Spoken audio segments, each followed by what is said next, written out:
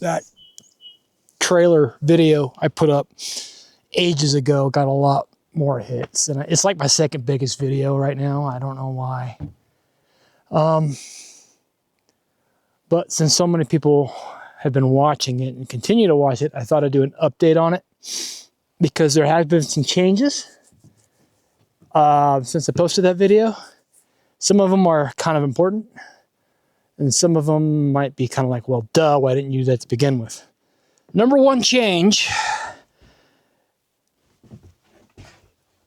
I'll actually mention this one first. Nope, I'll get to that. I'll get to this last because I got to button up the trailer to show you. But number one change is a diesel heater. Now we had to cut the hole here. This is for the hose, and this is for the cords. Did some thumb screws so it's quick detach.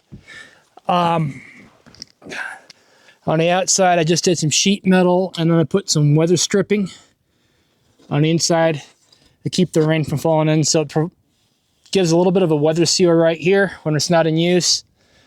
And then when we want to use the heater, just unscrew it and hook it up. The heater itself is right here. Diesel heater. Don't do propane heaters anymore. It just produces a lot of condensation. Which leads me to the next upgrade. The ceiling. Now, there's about 1 inch of insulation between this veneer and the roof.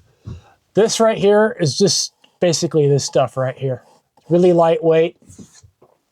I think the foam insulation is like R9, but it's just foam insulation you can get at Home Depot. So, actually no, right here, it's about as thick as this right here. I couldn't put any insulation right here because I'm using this to run my bug screen. But you can see right here how thick it is. I'll just undo this one right here. But you can see how thick it is right there. And then from here to here, it is 1 inch of foam insulation, not the polyethylene like styrofoam, the hard foam. And you put the silver side, which is the vapor barrier, to the inside. Whenever you do stuff like that, the vapor barrier always goes to the heated side. So try to keep your vapor barrier as intact as you can. When I did these panels, I went across because the supports were breaking on 4 foot on center, but the last one wasn't exactly square. It's like almost a quarter, almost a half an inch out of square, so that kind of gave me some trouble. But I minimized the joints right here, except for that back one over there. Cutting this was not too bad. Now we were running some 550 cords, so instead I put some screw eyes up in here. Really lightweight ones. All they've got to do is support keys. This one's just got to support like just a little lamp. This one here actually got into a joist. This one's going to be holding the main fan and light. And then get another screw eye back there for my daughter. So we hang some lights in here. And last change has to deal with these vents. I'll show you on the outside. Now there's a vent in the front and the opposite side, top driver's side and bottom passenger side. Now these vents,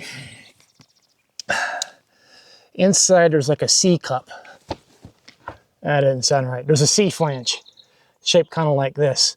And what it does is it allows minimal airflow without providing like it really restricts the airflow, let's put it that way. So what I did is I cut it back to where it's more like this. As it sits, you cannot see daylight through it. But after I cut it back about 1 inch on each side, so instead of curling all the way around like this, and there's only a gap of air like this big on this side of it. So once you cut it back to instead of curling like this, it's more like this, then you have this much airflow coming through and you can see daylight. So the trick is to cut it back enough to allow more airflow, but to keep bugs and crap from getting in there. So provide enough of a C-flange to cover the opening, but enlarge it enough to allow more airflow. And if you do it right, you should be able to see a little bit of daylight on the inside of it. Maybe not.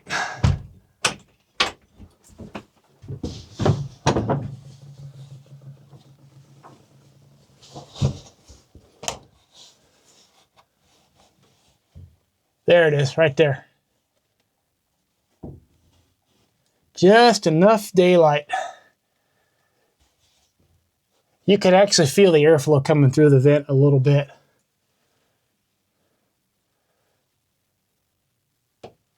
There it is.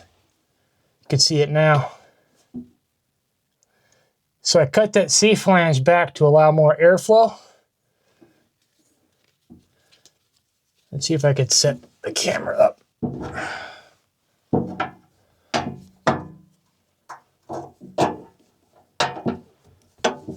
All right, I'm gonna go. I think you can see it still. I'm gonna go open up the door real quick. You'll see what I mean.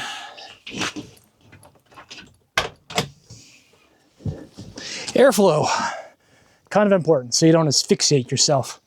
Originally, we were doing a little buddy heater, and which is the whole reason why I did this action here.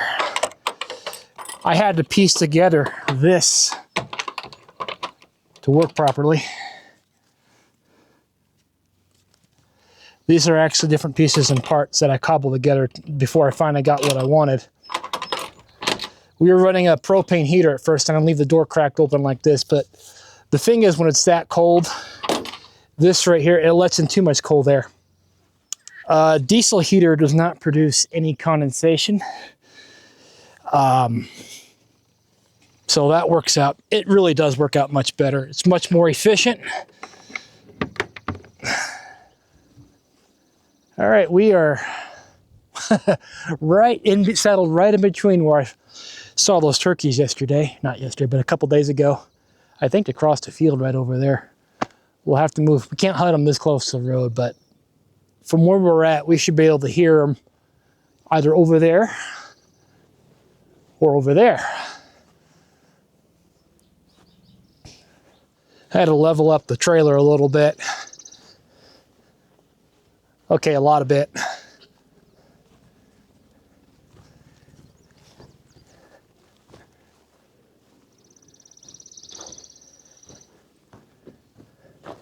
And this has got to be the biggest, deepest outhouse pit I've ever dug.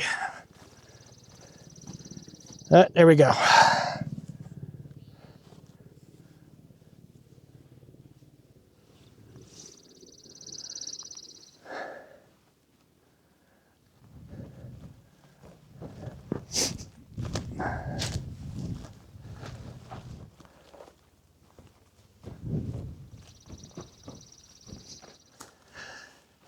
And we're not too far from a moving creek, and this is why I saw so many turkeys over here in this general area, right there.